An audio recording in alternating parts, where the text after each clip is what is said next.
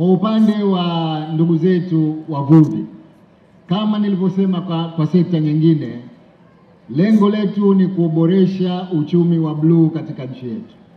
Na moja katika sekta muhimu za uchumi wa bluu ni uvuvi, kwa sababu asilimia kubwa sana ya Wazanzibari wako katika sekta ya uvuvi. Tutaendelea kutoa zana za uvuvi za kisasa kama tulivyoshauriwa hapa, kwamba bado bahari kuu hatujaitumia. Tunahitaji maboti makubwa zaidi, tunawahitaji zana za kisasa zaidi.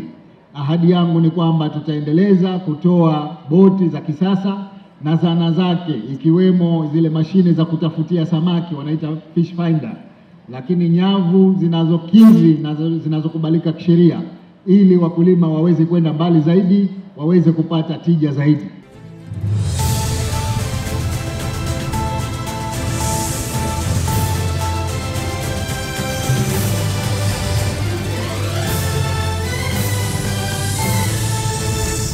Neema ziendelee.